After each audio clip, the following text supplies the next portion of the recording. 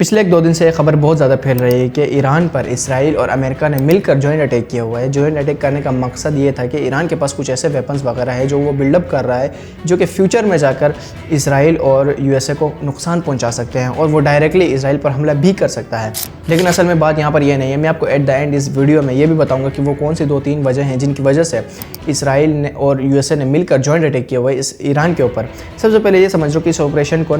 جو ایران کے اوپر جو حملہ کیا گیا ہے، اس آپریشن کو یو ایس اے نے تو اپنا آپریشن ایپک فیوری کا نام دیا ہے، اور جو ایران پر حملہ کرنے والا جو دوسرا ملک ہے وہ اسرائیل ہے، اور اس نے اس کو آپریشن دی لائننگ رورز قرار دیا ہوا ہے۔ اور اس آپریشن کا مقصد ہی یہی تھا کہ ایران کے جو اندر جو نیوکلیر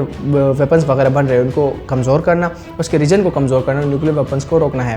یہ آپریشن جب صبح لانچ ہوا تو ایران کے مختلف جگہوں پر اس آپریشن کو لانچ کیا، اس آپریشن کو اسٹرائکس وغیرہ کیے، جن کی وجہ سے ایران کے مختلف شہروں میں، یہاں تک کہ ایک ایلیمنٹری ہائی اسکول میں بھی اسٹرائکس وغیرہ کی، جہاں پر 160 سے زیادہ گرلز جو ہے ان کو شہید کر دیا گیا۔ زیادہ تر وہاں پہ گرلز تھی، وہ ایک ایلیمنٹری ہائی اسکول جو تھی وہ گرلز کی تھی،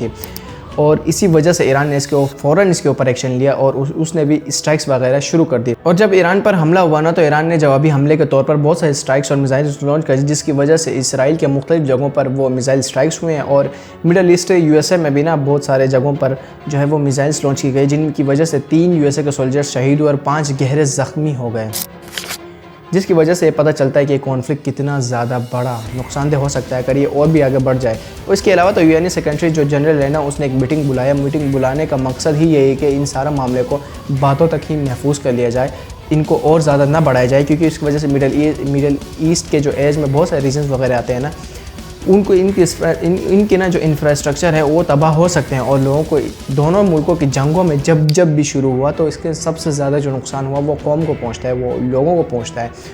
ایران کی طرف سے یو اے ای میں بھی میزائلز اسٹرائکس وغیرہ ہوئی ہے، جن کی وجہ سے ایئرپورٹس وغیرہ پر میزائلز لانچ کی گئی ہے، اور ان کا جو وجہ بتایا جا رہا ہے کہ ایران نے ان کے اوپر حملہ کیا، لیکن یہ ابھی تک آفیشیلی کنفرم نہیں ہے کہ اس کے اوپر حملہ ایران نے کیا ہے یا پھر کسی اور نے کیا ہے۔ کیونکہ دیکھیں یہ ایران اتنا زیادہ اچانک اس لیے بھڑکا کیونکہ اس حملے میں ایران کے لیڈر آیت اللہ خامنہ ای اس کانفلکٹ میں شہید ہو گئے۔ بعد از عمری مجاهدت حسینی و دائمی و خستگی ناپذیر، روح بلند و ملکوتی کوه نستوه ولایت، پدر مهربان امت، رهبر و امام مسلمین